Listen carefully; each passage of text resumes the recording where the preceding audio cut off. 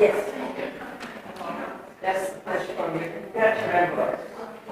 And what the membership committee, or what the membership is at the time. Okay, well, yeah, go ahead and speak. Can I bring this to the back of the truck and not crossing into the night? There it is.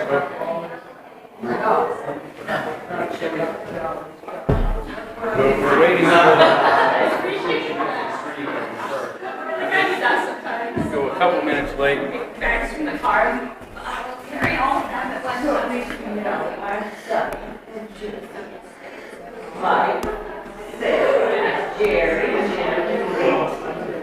and we'll just have to get a little Mike because oh, that. Shelley, are we streaming? Yeah. We are streaming? Okay. All right, so we're streaming. So come around this way, though. So, are you going to say something? I could just say that who the membership committee is. Oh, yeah, do that. And then we'll get folks to share a little bit about who they are. Maybe we could, hey, Shelley, could we get one of the remote mics so that folks can introduce themselves? Well, let's have, is she, photographing this right here? Yes. I'm not so sure because, I mean, are you guys comfortable with coming up here to the microphone and introducing yourselves? Everybody? Okay. Good. All right, good. Never mind, Shelley. We're just going to have folks come up here. But first of all, we're going to have our team introduce yourselves, right? Yes. So, and by the way, welcome everybody, and those of you who are streaming with us as well. We're glad to have all of you. So, Thank you. Sonny? We're the membership team, 2 of the 4 on the membership team. Today I'm Sonny Cook. And I'm Jean Larson. We've both been here a long time, but Jean longer than me, but I've been a UU in different parts of the country for like 55 years, so. And you've been? Well, 49 years 49 now, years. So we're Here in delighted to Spokane. have you, and this is perfect. Okay. Before, say hello and give us a line or two about yourself. Okay. Yeah, if Then we'll You- introduce the rest of the people. yeah, if you would want to come up, Jim, and introduce yourself and.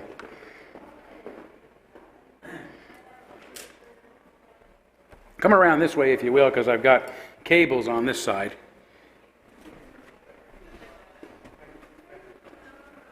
Well, I'm Jim McDonald, and I live in Spokane. I'm retired. I'm an electronics engineer. I was in the Unitarian Church as a child in Oklahoma City, and then I didn't go to church for several decades, and then I decided I would go back. And then in 2013, Todd married myself and my partner. So that's what got me back to this church, I guess, but it took a while. Great to have you back, Jim. Thank you. Okay, yeah. Come on up, Jerry. Todd. Hello, folks. I'm Jerry Perryman. I've been a resident of Spokane for almost 29 years now, originally from Sacramento. I'm retired. I was a structural steel design engineer, retired about 4 years ago. I was an active member of the church, my wife and I, back then, and she passed away, so I kind of fell away from any spiritual guidance other than the fact that I was confused. And anyway, I have come back because spirituality needs to be a part of my life, and Todd's sermons are very thought-provoking, and I think this is going to be a good journey again, so thank you all. Thank you. Okay, would you like to come up and...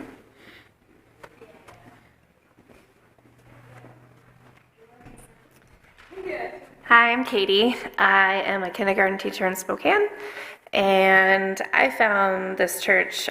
We had a nurse whose family had passed away, and we had a service here, and I didn't even know this existed. And so that was like 2015, and so I started coming then, and Then I became a foster parent, so I have 2 kids through the foster system, and then I met my husband now, and he has 3 kids, so went from 0 to 5 children pretty fast. So now that they're grown and COVID's kind of over and we can go out and be people again, we found that this works really well for our family. So, and I grew up Catholic, and so I really liked the community, but that wasn't really my beliefs, and so this was perfect. Great. Great to have you and your whole family. I won't call it your growing family. It's like a leapfrogging family, right? It's just so. Yeah. Who's next? Would you like to come up? Yeah, sure. Come on up. Yes, it is a maze. It is a maze.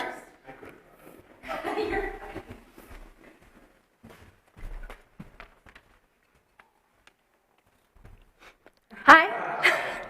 Hi, I'm Sarah. I'm a pediatric speech therapist. I actually came out here to Spokane with my husband for graduate school for speech therapy, and we always thought it would be temporary, and we kind of fell in love with Spokane. So, I attended the Portland UU Church with my dad since like 2009. Before I went off to college, I was at the Bellingham Unitarian Fellowship for undergrad. Came out here and was just like whirlwind busy, and then COVID hit, and I have a 2-year-old with my husband, so also that. Yeah, I'm really happy to be back. Great to have you back. Yeah.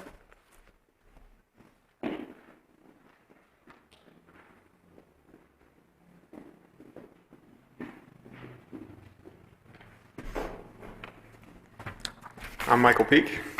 I am an intelligence analyst with the Washington Air National Guard. I've lived here in Spokane since 2016. I have 2 daughters, 5 and 7, Madeline and Sophia. What brought me to this church was that I did some research on it. I think I'd consider myself a deist, maybe, but I knew this church didn't have any dogma, and its beliefs were more in line with mine personally. And like Jerry, also needed spirituality in my life. I'm just going to go off the list if that's okay. Sure. So hobbies are fishing and reading. Favorite book, Age of Reason by Thomas Paine. Movie, There Will Be Blood. What do I bring to the church? I don't really know. Maybe a different perspective, coming from a military background. I don't think there's a lot of military Unitarians. I'm also pretty young, so maybe that can be helpful. And I'm also always happy to volunteer. So that's one thing. Favorite place to live would either be here in Spokane or Kaiserslautern, Germany. I really enjoyed living there. And then a little bit more. So I was raised in Idaho in a very conservative, non-denominational Christian church. And again, some of the things that bothered me were the lack of acceptance of different people from different backgrounds. As well as the kind of legalism and the dogma. So I'm happy to be in a church like this. Thank you. Were you stationed? Yeah, that's where my husband and my son is for. Yeah.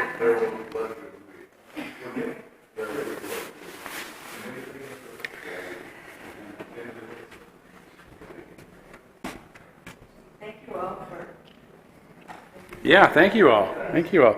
Josh, are you just hanging out, or do you want to say something? Yeah, I'll just stay reserved, I guess. You going to stay reserved? Okay. Kind of back, so I don't want to. Kind of quiet. Yeah, good.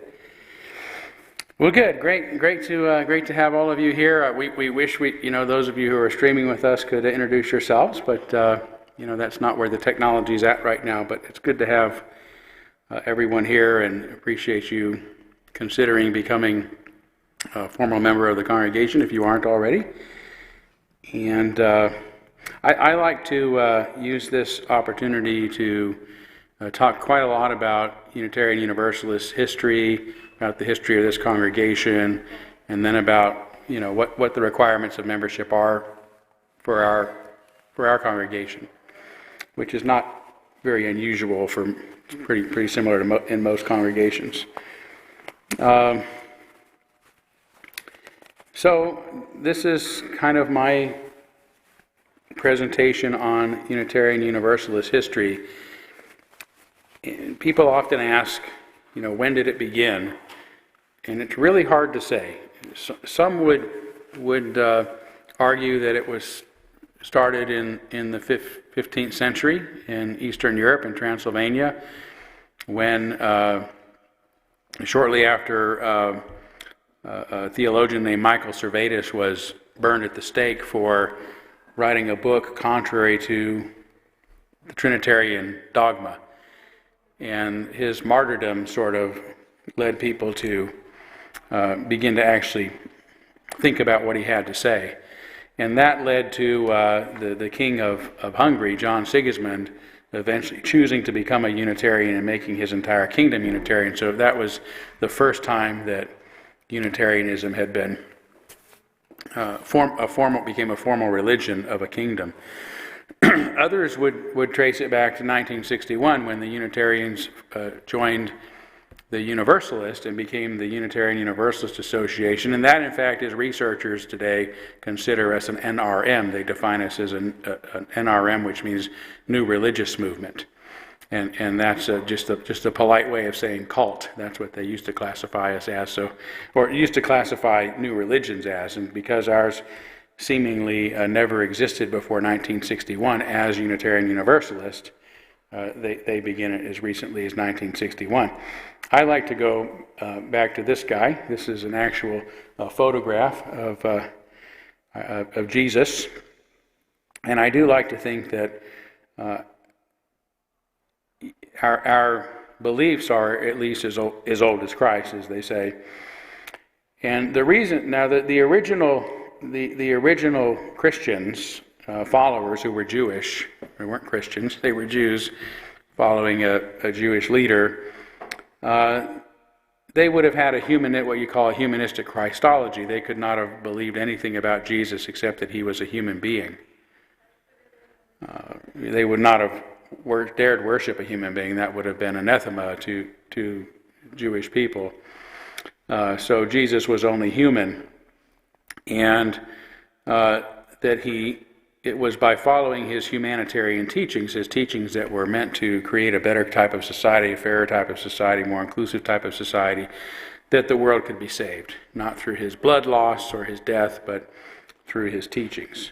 So I do like to trace it back to Jesus, because I think no matter what we believe today as Unitarian Universalists, we would agree with those teachings that we should love everyone. That's not an emotional love, but we should treat everybody with respect and worth. That's what love means. That we share our resources as a society so that people aren't left out. We live sustainably, right? Give us this day our daily bread. We don't take more than we need. We heal the sick. We feed the poor. If the rules are harming people, then we engage in civil disobedience. It's a nonviolent civil disobedience. But as Jesus said, the rules were made to benefit human beings, not human beings to benefit the rules. And that we believed in equality. Jesus was somebody who had disciples around him who were not supposed to be in the presence of respectable Jewish men in Jewish society, right? Including women and Samaritans and others, at least the stories tell us. And that we should be a society that is able to forgive others. Now, I think those are our values, still our values. So I like to trace it back to Jesus, and I think that's fair to say, because these ideas were around a long time before they were formalized. The first Christian systematic theologian was this guy Origen of Alexandria, who was born in 185. And he was a pretty interesting fellow, because he believed that all humans, even devils, shall be finally restored through the mediation of Christ. That's universalism. That's the belief that all souls are saved. All souls get an invitation to the party. He also, oddly enough, believed that this was sort of his explanation of why there's evil in the world, but that all souls had existed in a previous state, and that their imprisonment in material bodies was a punishment for sins which they committed. So In other words, there's a pre-existing state, a soul, if you will, that then inhabits a human body and works out its garbage. Pretty interesting, right? Who knew that the first systematic theologian was a reincarnationist and believed in life before life, if you will. So he was tortured to death in 250, and his works were actually declared heresy by the Catholic Church, 250 years after that, or 300 years after that, and ordered destroyed, although the Catholic Church has kind of a love-hate relationship with him. About the same time he died, this fellow was born, Arius. Arius was born in 250, and he really insisted that the Father is superior to the Son. Remember that around this time they had just come up with the Nicene Creed, or were going to come up with the Nicene Creed, I should say, in 325. But around that time, there was this big argument: was Jesus a man or was Jesus God? Because the Romans had taken the religion over. They didn't have any trouble worshiping a human being, right? So they wanted to declare Jesus to be God. And the original followers, again, would have said, well, that's anathema. How can a human being be God? We can't buy into that. So it became a huge conflict. And Arius was the theologian who argued that the Father is superior to the Son is a human being, they're not the same being. And so Constantine, the emperor, said, this is getting out of hand. I put the Council of Nicaea together in 325, and they declared that Arius was a heretic, and that determined that the Father and Son are of one substance. They're basically the same thing. And that was 325 when Jesus officially became God. Theologically, it wasn't something that was believed from day zero when Jesus walked the earth, if you will.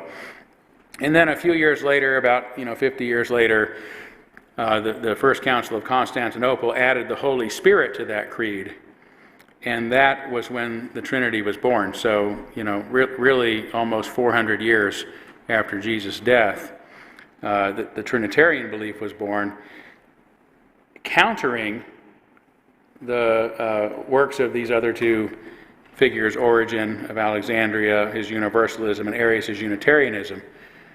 So really, we were here first.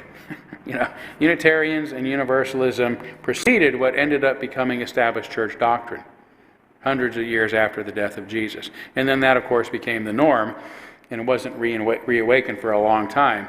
So at the point of the Constantinople, those beliefs became heresy and they became illegal. You could be put to death. And that, interestingly enough, was about the same time the Dark Ages set in, and human progress stalled for almost 1,000 years. And finally, the Renaissance and Enlightenment happened thanks to the printing press. First thing that was printed was the Bible. It gave people an opportunity to read it for themselves for the first time, rather than have priests interpret it for them. And that's when Michael Servetus read it and said, hey, I can't believe there's nothing in here about the Trinity.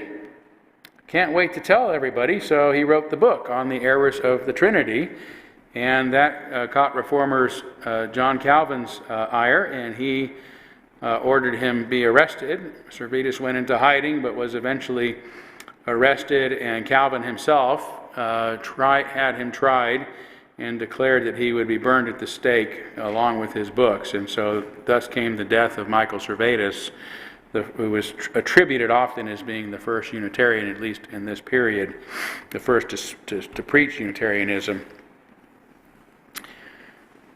But I would say that it wasn't so much his Unitarianism that impacted the people. He was a fairly popular fellow. He had come up with some other discoveries.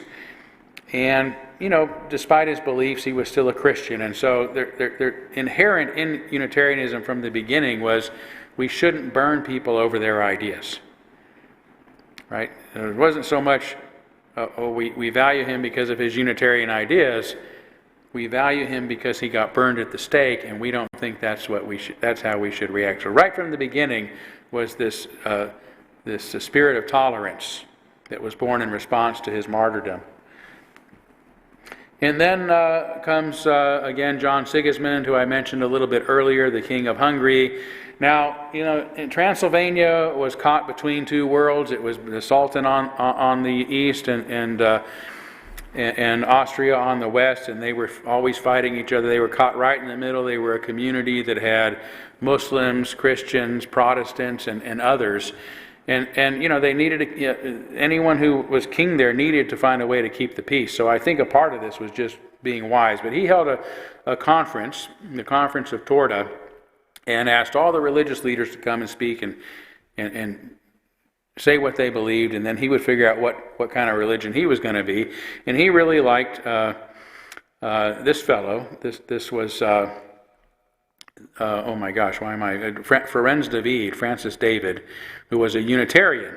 And he said, that's what I want to be. My kingdom is going to be a Unitarian kingdom. And so he's attributed with saying we need not think alike to love alike, which probably is apocryphal, but still a nice thought. So immediately after the edict of the debate in 1567, they drafted an edict, and it was the first edict of religious tolerance in human history. Right? This was during the Renaissance, and it says, in every place the preachers shall preach and explain the gospel, each according to his understanding of it. And if the congregation like it, well; if not, no one shall compel them, for their souls would not be satisfied. But they shall be permitted to keep a preacher whose teaching they approve. Therefore none of the superintendents or others shall abuse the preachers. No one shall be reviled for his religion by anyone according to the previous statutes, and it is not permitted that anyone should threaten anyone else with imprisonment or by removal from his post for his teaching. So, religious freedom. You get to say what you want, you get to choose your own ministers, and that has been our tradition forever. We don't have a hierarchical organization that determines who is a minister and who isn't. That's up to the congregations to ordain and call their ministers. And that's still our tradition. And so the ideas spread a bit, including Faustus Socinus was known as an Italian heretic. He began preaching Unitarianism. Actually, he stopped to try to. Ferenc David was arrested. Back up. Unfortunately, King Sigismund had an accident, a buggy accident, was killed, and the Catholics took over. And Ferenc David, they had anti-innovation laws, which meant you're grandfathered in on all the old beliefs, but if anybody comes up with a new belief, you're going to prison. And David said, hey, it makes about as much sense to me to pray to Jesus as it does to Mary. And in the dungeon he went, and he was dead 6 months later. But so Faustus came to get him and actually stopped and tried to get him to recant before he died so he could get out of the dungeon, and he wouldn't do it. But anyway, Faustus fled to Hungary, which was known as the Heretics' Asylum, because it was one of the few places you could go and not be burned alive for what you'd said. But he did not believe in a Trinity. He didn't believe in a hell, so he was also a Universalist. He didn't believe in atonement. In other words, Jesus didn't die for my sins or anybody else's sins. He believed in a human Jesus, and that salvation would come only by following Jesus' teachings. So that's the origin story, if you will, of Unitarianism, which again, started in Transylvania, went to Poland, and then Germany. And I used to have it sort of come from England. This is true of Universalism. Universalism did migrate, as we'll find out in a minute, from England. But in America, Unitarianism really started sort of independently. It was the Enlightenment thinkers who were founding the country itself that wanted to initiate a religion that had the same values of freedom, reason, and tolerance. And so they ended up calling themselves Unitarians once they found out what it meant. And the first church to become Unitarian was in 1686, if you can imagine. And it was really because it hired not 1686, 1782. It called a minister, James Freeman, who was the first Unitarian minister to be the minister of a church. And that was in 1782. And then the American Unitarian Association was officially formed in Boston in 1825. So we've been around a long time. Now, as far as universalism goes, we have to go back to John Calvin and somewhat credit him, because John Calvin, you may recall, how many of you were Presbyterians ever in your life? So Presbyterianism, is the idea that there's an elect few who will be saved, and everybody else is going to hell, and all this was predetermined in a book, and there's nothing anybody can do about it. We might know if you're saved if you're living a good life and maybe you have a lot of wealth, because that would indicate that God likes you, right? Otherwise, you're probably doomed. But that was a pretty radical idea, predestination, predeterminism. The opposite of it is really universalism. That no, it's not a few, it's everybody, right? So universalism was reborn, if you will, as an ideological reaction against the popularity of predeterminism, of what became Presbyterianism. There's all his beliefs, right? The decision's final, nothing you can do about it. The Universalist reaction was universal atonement. Jesus died for everybody. People are free to choose salvation. It's not something that's bestowed upon them. God only knows in the end, nobody else, and the decision belongs to us. And the Universalist, John Murray, was an English Universalist, Scottish actually, who migrated to England and preached Universalism, but he tragically lost his wife and son and decided to give it up, and he was going to come to the New World, to America, so to speak, to try to start a new life. And on his way here, the Hand in Hand, name of the ship, ran aground in New Jersey in 1770, and it just so happens a person on that little island, Charles Potter, was a Universalist, and he actually built a church on the island and said, I've been praying for a minister to come and preach in my church, a Universalist minister. And so he talked the reluctant John Murray into preaching in this chapel, and this is what we playfully call the only Universalist miracle ever. Certainly a coincidence. So he gave the first Universalist sermon in America in 1770, and ended up sort of reawakening his fire and became a Universalist evangelist. He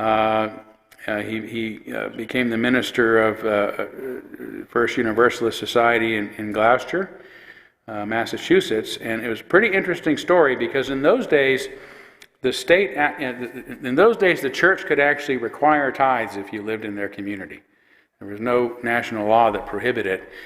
And the First Parish Church, a Calvinistic church, or Presbyterian church, if you will, persecuted First Parish Church, the Universalist church, because they were not paying their tithe. They refused to pay their tithe. And they actually went in, and authorities went in and confiscated the church's property, and they were going to auction it off to pay their bill, if you will, their tax bill. And so the Universalists sued them. And this actually led to the federal laws that prohibited churches from forcing people to pay tithes in any community. So that was in 1786 that happened. So we can thank the Universalists for a bit more of religious freedom. The Universalist Church of America formed in 1793. So again, you can see these religions have been around a lot longer than 1961 and have roots that go back, as I said before, as old as Christ. Murray was famous for, saying, go out into the highways and byways. You see a shift in Universalism here. It was no longer a disbelief in hell, but it eventually became a belief in a loving God, an all-loving God, an all-inclusive God. So, give them not hell, but hope and courage, was his motto.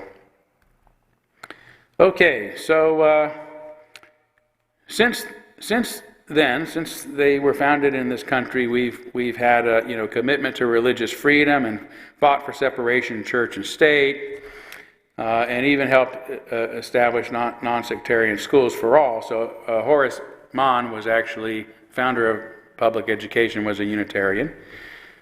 We were among those in 1840, right, to participate in a worldwide anti-slavery convention that said it was contrary to the plainest dictates of natural justice and Christian love. So you just say we were on the right side of history from very early on. In 1845, a free colored man and his family actually joined Mount Olympus Universalist Society in Alabama, if you can imagine. So that was a white church that welcomed a black family that early on. In 1880, the Universalists ordained Joseph Jordan, our first African-American minister, and he was famous for founding a lot of the freedmen schools, if you will, to teach African-American children, and those were staffed by Quakers, Unitarians, and Universalists. So even then, Unitarians and Universalists had enough in common that they were involved in things. This is Olympia Brown, and she is the first woman to be in this country to be ordained as a minister by an official religious organization. She was also the first woman in the country who graduated from a theological school and was among the first generation of women's suffragists, and also lived until 1926, long enough to see the ratification of the 19th Amendment. So pretty special history here, especially on the Universalist side. We had a lot of other famous women in the suffrage movement who were Unitarians. Mary Wollstonecraft, who she was an author of Vindication of Rights of Women and considered the 18th century's foremother of feminism. She's also the mother of Mary Wollstonecraft Shelley, who is the author of Frankenstein, so she's Frankenstein's grandma. And then Dorothy Dix became a Unitarian as an adult, and is remembered for her work establishing hospitals and improving conditions and treatment for the mentally ill. Margaret Fuller was born a Unitarian, America's first female book reporter, and herself the author of the first major feminist book, Women in the 19th Century. She fought for women's suffrage, women's education, prison reform, ending poverty and homelessness, and advocated for radical equality for blacks and Native Americans. She's a real pillar. And according to her daughter, Elizabeth Cady Stanton attended the Unitarian Church in Stanton, and she was also a voting rights activist and struggled to promote birth control and property rights for women, and served as the president of the National Women's Suffragist Association.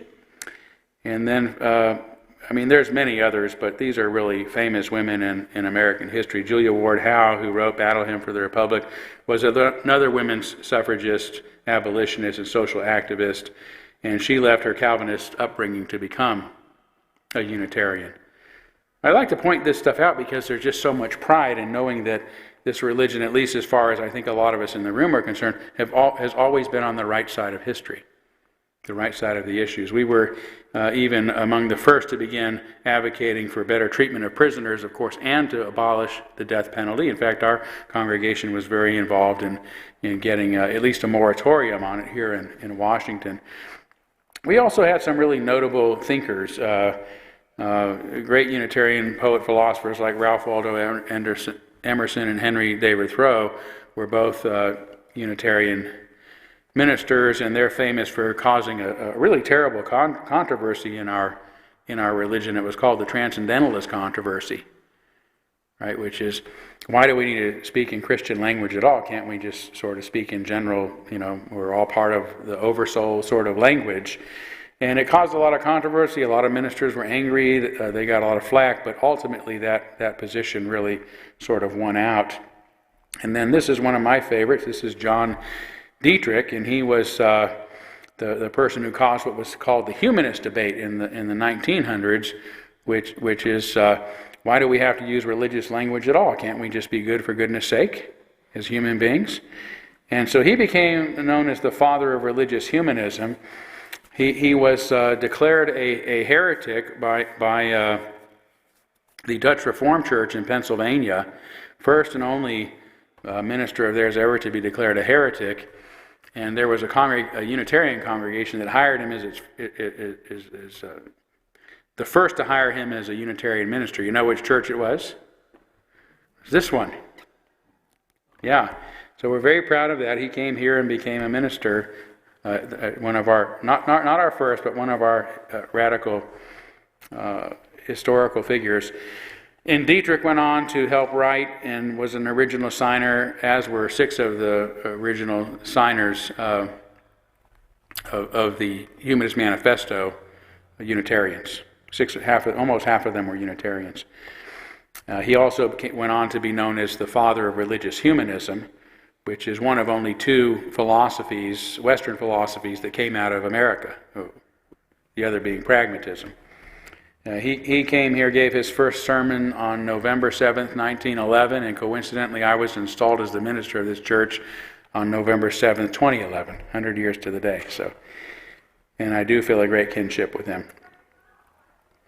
So other great Unitarians, the Universalist Aidan Ballou advocated nonviolence in his book Christian Nonviolence, and that was influenced Leo Tolstoy, who influenced Gandhi, who influenced Dr. King. So the nonviolent successes of these particularly these 2 social transformers, were influenced by the teachings of ultimately a Universalist. So there's an old kind of joke that at the time the Universalists believed that God is too good to damn them, and the Unitarians believed that they were too good to be damned, and that was close enough for them to join and form the Unitarian Association, Unitarian Universalist Association in 1961. And ever since then, we've been, again, on the right side of history, among the very first to protest the Vietnam War. Sadly, that same year in '64, Unitarian Universalist minister James Reeb was murdered in Selma, Alabama, advocating for civil rights. And 2 years later, Martin Luther King delivered a lecture before the General Assembly, partly because of the influence of James Reeb. And then regarding Vietnam, when the Pentagon Papers were illegally released, despite the federal government's warnings, the Beacon Press, which is the Unitarian Universalist publishing house, courageously decided to publish the Pentagon Papers. And the U.S. government came in and seized our records. We were heading to the Supreme Court, and fortunately Nixon did some illegal activities. Watergate happened, and this ended up being dropped. But if you'll look at that cover, it may look very much familiar to you if you're familiar with my book, The Gadfly Papers. So the cover is not very attractive, but it's because I replicated this look on the cover of that book. It's sort of a symbolic way of saying to our religion, we have to remember our roots here, right? This is a religion that is about freedom of speech, fundamentally. Nobody knows that, though. They look at it and say, why is your cover so ugly? And then here in Spokane, our church has been here a long time, since before it was actually Spokane, right? I think Spokane was 1888 or 1889, and we were here. We were established in 1887 when it was still Spokane Falls. So we started off in a little, we called the Spokane Unitarian Society, and we were in a little shack building that no longer exists on the river. In 1888, though, listen to this, the bylaws said, the authority of its belief is reason, the method of finding its belief is scientific, its aim is to crush superstition and establish facts of religion, and its first principle is freedom of opinion and is subject to no censure for heresy. That's what we were founded on. That's what this church was founded on. And myself, like others, have done our best to try to honor this tradition and these roots. One of our first ministers was this guy, Reverend Edwin Wheelock, who came in he came in 1888, I think. And Wheelock was an interesting fellow. He fought in the Civil War for the right side, and ended up after the war becoming someone who started two freedmen's schools and educated over 20,000 freed slaves in those schools. Went on to go to Texas. His wife had some respiratory issues and needed a drier climate. And that's where he actually started the Texas Republican Party. And that's back when the Republicans were Democrats, right? But he started it. And then he came here. And he came here with a bounty on his head, wanted dead or alive from the state of Virginia, because he had preached a sermon favorable of the abolitionist John Brown, who was responsible for the raid on Harper's Ferry. So that's our first minister, wanted dead or alive. And of course, I told you about John Dietrich, who came shortly after him and was here for 6 years, being a heretic who went on to really start humanism. Unitarianism is almost synonymous with humanism, small h, right? Humanism being that Jesus is human, right? That's what Unitarianism means. Jesus is human. It's the argument Jesus was human. So naturally, if you revere a human being, you believe in humanity. So it's only obvious that humanism would develop, and formal humanism would develop and emerge from Unitarianism, and it so happens that it emerged in this church. This is where Dietrich first began calling himself a humanist. And then he went on to Minneapolis, where he remained for the rest of his career in establishing what was called the humanist pulpit. So he was so popular that we'd have, over 1,000. He'd have over 1,000 people from Spokane who want to hear him on Sunday. So they had to go down to what is now the Bing Theater to hold services on Sunday, just to have enough room. And he was very popular. I mean, keep in mind, back in those days, everybody considered themselves liberals.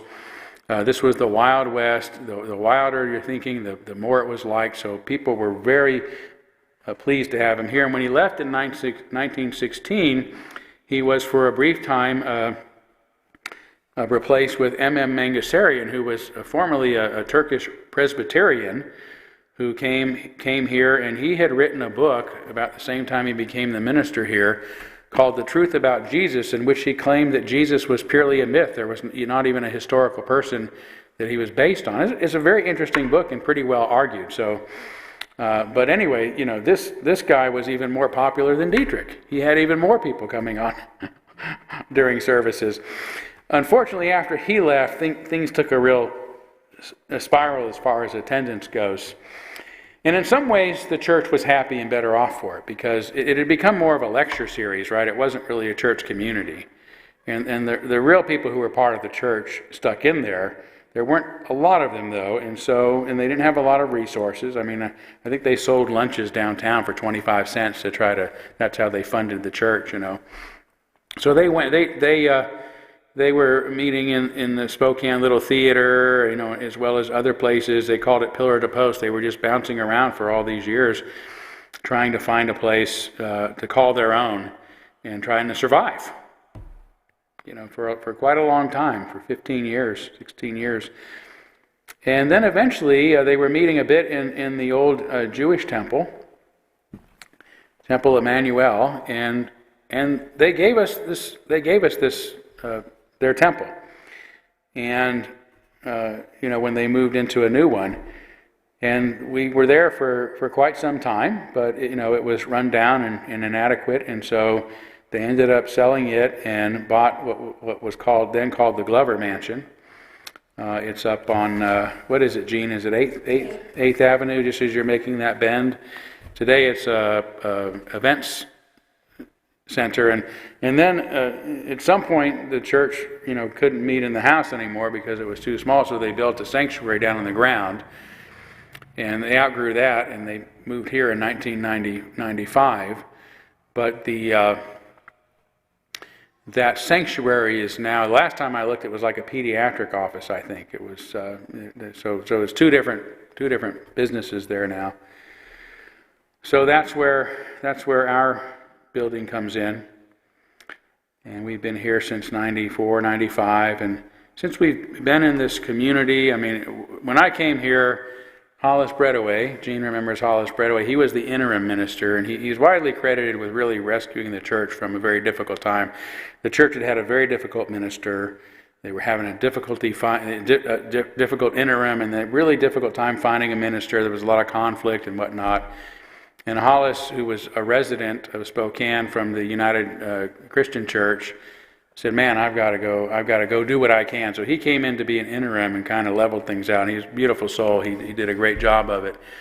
But Hollis said, the reason I'm doing this is because everything good that had ever happened in Spokane has happened because of this church. So he stepped up to the plate, and these are the organizations: the Spokane Memorial Association, Spokane Human Relations Council, Fair Housing Center, American Civil Liberties Union, Planned Parenthood, PAJAL, Spokane Alliance, Safer Spokane. All of these organizations and goals like the Safer Spokane program, they all started in this church. Many of them were housed in this church initially. That's how they came to Spokane. So we're very proud of the history here. We've been working to end capital punishment. That was something that a large number of our congregation were involved in. The congregation wrote a letter to the governor, and shortly thereafter the governor signed a moratorium on capital punishment so that we're not putting people to death in this state. We were also very involved in marijuana legalization, not because there's a bunch of pot smokers here. There might be, I don't know. But when that bill was being proposed, keep in mind that for this kind of legislation to pass in the state of Washington, you have to get a pretty good percentage of the vote, not necessarily a majority, but 40-45% of the vote on the east side of the state for these big packages to pass. And so it's a more conservative end of the state, that kind of thing. And so we ended up bringing, I'm forgetting his name right now, the guy who sponsored the bill. Does anybody remember the guy who has this? Rick Steves. Thank you, Gene. So Rick Steves came and he spoke in our church. And this was part of bringing our community in to hear why this respected figure is trying to promote marijuana legislation. So and that law was passed, and within 6 months, the number of stop and searches in our state were reduced by half within 6 months of that law. Okay, so nothing has done more to interrupt the interactions between police officers and people of color, particularly black men, than that law in our state. So these are the practical ways to make a difference. We've been involved in immigration issues, and to this day, we sort of are the financial funnel through which monies get filtered to folks who are fighting immigration or customs in some way in our community. We really tried to stop the coal and oil transportation. I was the sponsor of a bill several years ago that would have made it illegal for coal and oil to pass through our community without stricter guidelines. That failed miserably, thanks to the rail companies that did a lot of advertising.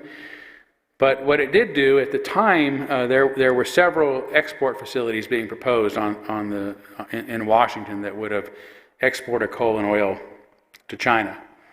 And those had all been eliminated. The possibility had been eliminated but one, and that was going to be up Cherry Point near Bellingham. And Governor Inslee decided to not allow the permit to build, and he cited the concerns verbatim we expressed in our legislation for the safety of Spokane, and he said, I can't do this because it's going to make Spokane unsafe. It puts Spokane at risk. So we ended up really making a difference with this statewide. And this is another big one. In 2013, we helped establish marriage equality in a big way. Now, 6 months prior to that vote to pass marriage equality in Washington, the Marriage Equality Act, we only had 25% favorability here in Spokane County. That meant it was going to fail. So we all had to do whatever we could to try to change people's hearts and minds. And what we did was we paid for this billboard campaign. In fact, I created it. That's my billboard.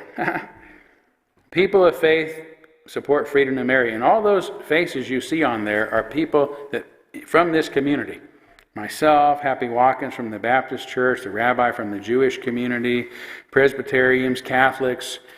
And we put these up in high traffic areas around town. And so people could see that, yeah, people of faith do support the freedom to marry, people of all faiths. And we ended up, when the vote was finally taken, we ended up having 55% in the city and 45% countywide. Okay, so we more than met the need. That changed in 6 months. And a big part of it was because Rick Santorum came to give a negative presentation on marriage equality just a few weeks before the vote. But it was right after Mitt Romney made his famous 49% remark. Do you guys remember that? Anybody remember that? So Mitt Romney was running for president.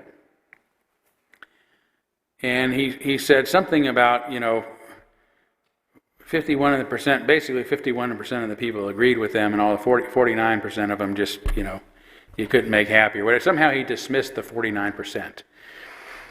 And I can't remember exactly what he said, but it was terrible for him, right? I mean, it's even worse than calling people a basket of deplorables, right? Because basically you're saying half the country doesn't matter to me, right? And when you're running for president, it killed him, killed his chances.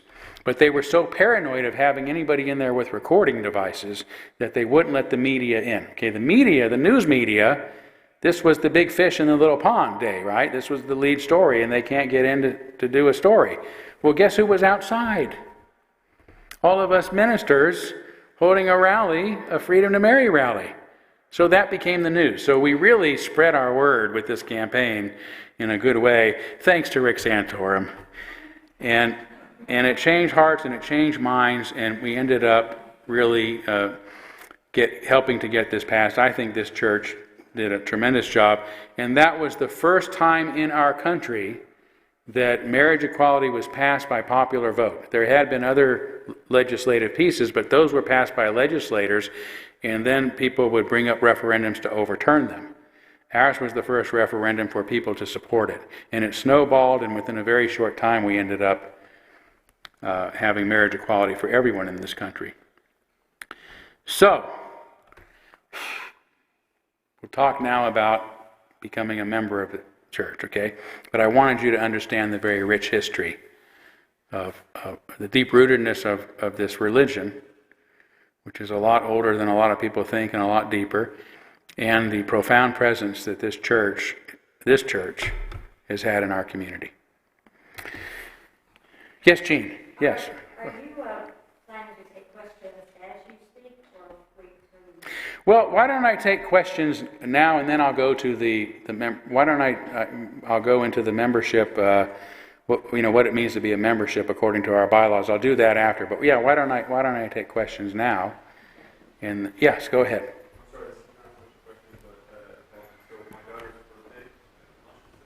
Oh. Okay. Yeah, you'll be able to watch the rest of the stream, or you've gotten the biggest part. So feel free to just talk with me, and I'll explain the rest to you. So yeah, but happy birthday! It's my son's birthday today too. Yeah. Okay, thank you so much for being here. Okay, and we have microphones so you can be heard. That's great. Anybody else have questions about the presentation or the church or anything else? Okay, I've beaten you up, I know. So let me just go into this part then. So it's kind of broken into three things: the responsibility of membership. We may get some questions after this, Shelley. So if you don't mind, just sort of hanging by with those microphones. But one thing is you sign our membership book. Okay, so that seems like maybe a really mundane kind of thing to do to become a member of a church, but it is actually, if you look at the etymology of the word, it is literally the most significant thing you can do, right? Sign significant. And so when you then consider the weight that your signature carries in life, right? Your signature signs petitions, your signature signs checks, your signature authorizes literature that you may, things you have written, right? You sign letters. So signature carries a lot of weight, and I think that it is almost a ritualistic act when you sign this membership book. And if you do, you'll see it. It's a very old book, and it's got, thousands of names in it. It goes back all the way to the beginning. It is not an insignificant thing. It is one of the most significant rituals we have for joining, is to say, I'm going to co-author, I'm going to co-create, I'm going to be a co-signer into this community and help it be what it always has been and become what it will be. We do ask for people's financial support. Obviously, we are an organization, a church that is dependent upon the financial support of our members, and so one of our rules is that we ask people to have a record of contribution. And you can do that by pledging a certain amount to the church every year. You can do it by occasionally writing a check. It has to be a record of contribution, though. So folks who put loose offering in the Sunday morning, that's great. But if we don't have a record of it, then it wouldn't count. So, and there's a grace period. But if usually after a year and a half or so we notice we haven't seen somebody and they haven't been contributing in some way during that year, we'll put them in sort of the inactive cast. But basically, to be a member, we ask that you support in whatever way is meaningful for you. I can't tell you what the average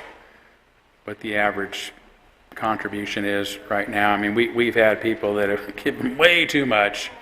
I mean, not too much, but we should have really just set that money aside, right, and put it in because you can't count on one person giving too much. You can't budget that way. It's not good for the health of the congregation. But usually, I would say these days a high amount would be $10,000 a year. An average amount is probably around $1,000 a year, and some people give a lot less than that, right? So, and I'm not saying what you should give. I'm just giving you an idea of what folks contribute. And I always like to say that no amount is too small, because if you add up the members that we have in our congregation, the number of members, and if each of them gave $5 a week, that's $20,000 a year right there. Right, so this is the stone soup model. That's what churches are based on, is the stone soup model of community. Everybody gives a little bit of what they can, and we end up having enough for everybody. So, yes, if you have a lot of money to just want to give away, we'll take it. But if you have a little bit that you can contribute, that is equally as cherished, equally as important, okay? And then I think really the biggest thing you can do for us is participate. We like to see you. And if you're a streamer and you don't get to make it often enough, that's okay. You contribute what you can. But we also, Zoom is a part of our lives now. It's part of our meetings, so it's really possible for people to become part of our committees, part of our teams in many cases, by streaming with us from afar. So in fact, we have a lot of members, some members who live in the Eastern time zone now that regularly participate and attend at our church. So we're even hoping that in our next board meeting, we'll be able to have one of those distant members as one of our board members, so that demographic is represented. Okay, so I'll open it up for any questions there. Yes? So I was a former member. Oh, sorry, you have I'm a former member. I was told by someone that I don't have to sign the book, but I just... Right. Yeah, so you've already signed the book. Again, you've done two of the three things, right? So once a record of contribution is established, then it would just kick back in. And again, I'll let Rebecca, our operations manager, know to be expecting that. So, Right, thank you. yeah. Yes. Okay, so my question is that my husband and I have a 2-year-old, and I was wondering what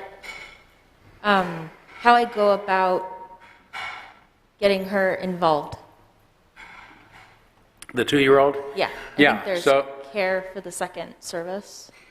Yes, so the first service is, we don't have a lot of kids come, and so we ended up really eliminating our services to children, including childcare, because we just didn't have anybody. On rare occasions somebody would come, but it was, you know, our childcare folks were just driven crazy because they were sitting back. So we encourage parents to come to the second service, in which we do have childcare for the youngest children. And you know, there's wonderful, you've been back there probably and seen the room. And then we have shifted to what's called the Children's Chapel model. So there's 2 ways that we keep young children involved. One is we like to make them part of the service. And you've seen that. And I love kids, you know, I have 2 kids of my own. And so I just love having them in the service and the stories for all ages and laughing them and let them make noise and those sort of things.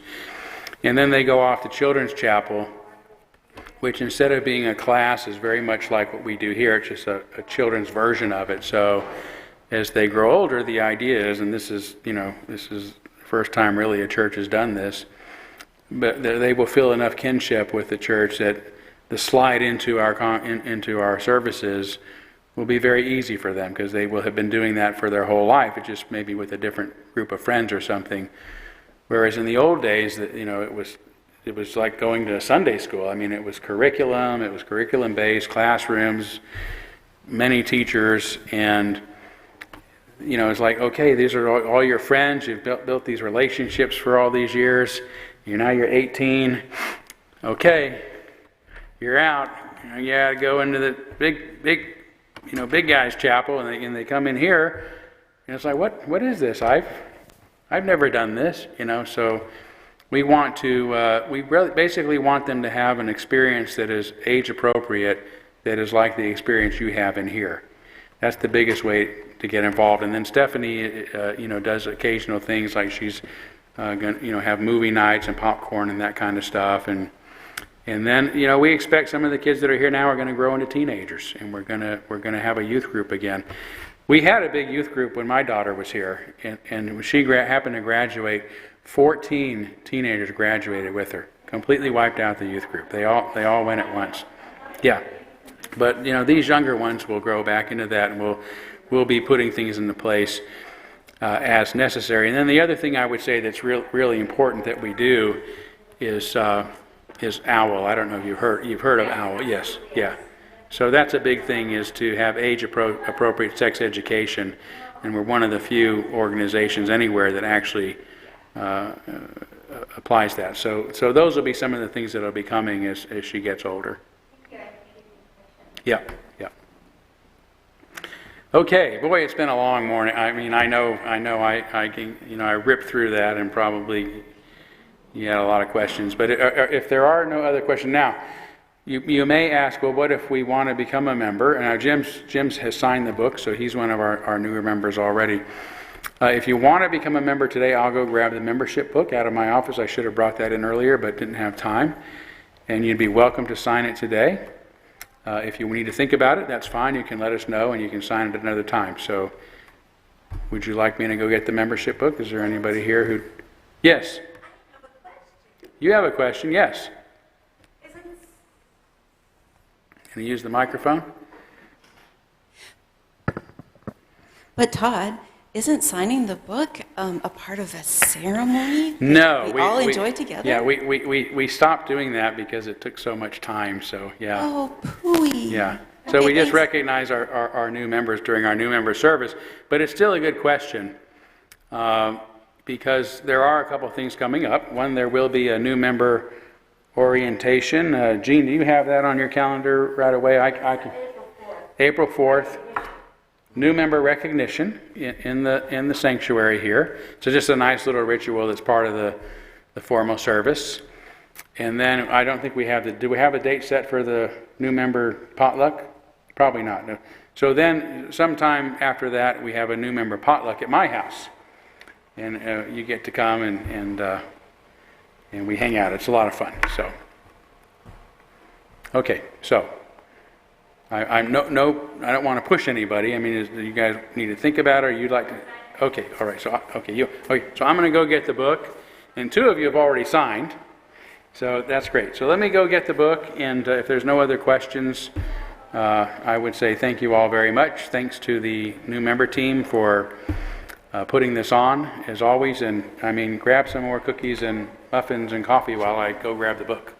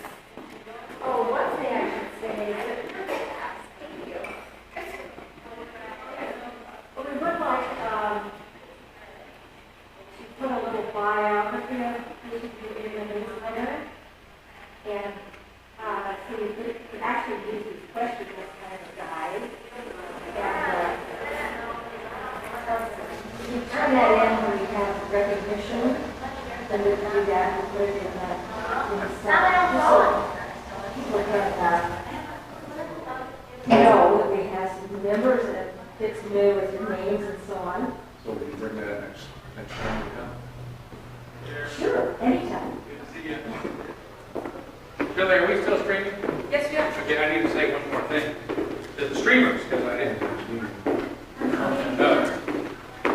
Now to sign the book.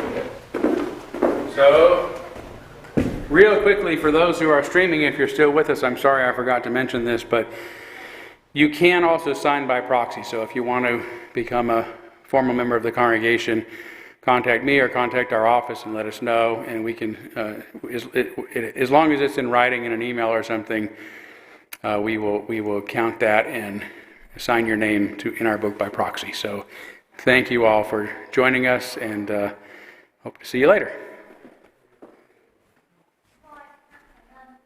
Okay, Shelley, now you can. Let's see. Maybe. Well, we'd like everyone to write a little file. Please put it in the sun.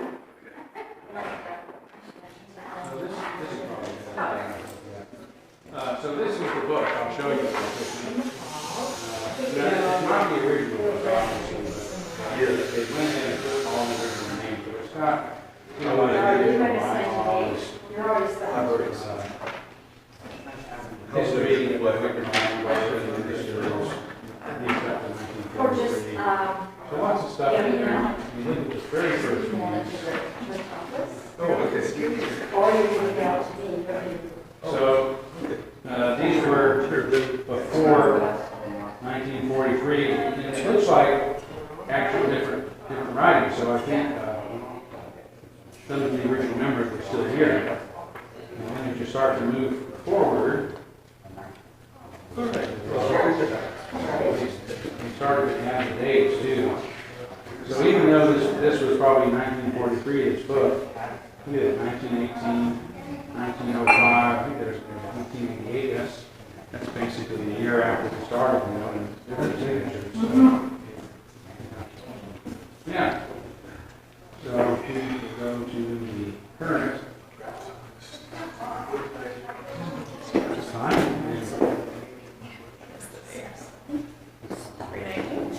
319, yeah. Just sign in that format with your signature and name and future What's your name? Ollie? Wonderful. Okay, I get to give you the official welcome letter. We'll get another one. Thank you. So good to have you formally on board. My kids love it here too. Oh, hey, cool. I was wondering, I figured when you said the proxy, that's my dad. Oh, is that right? Really? Oh, nice. So is he still in the Portland area? Or? Yeah, he is. Oh, nice. Tell him hello for me. Absolutely, he said he attends sometimes, virtually. Yeah. He's ping-ponged around the Portland Church, Vancouver Church. So what's his name? My dad is John Henderson. He used to go to the Portland Church with me. I dragged him the first time when I was in early high school and just got going and made him in the choir. The only sort of stuff going in person called it stuff. Oh, yeah. It's just, that's cool though. Love that you guys have that option to be able to just. Pretty good. Yes, I agree.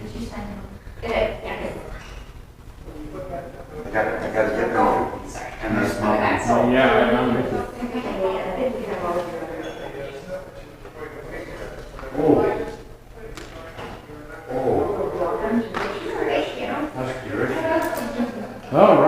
All right, you get the welcome hug too. Thank you. Good to have you. Yeah, you bet.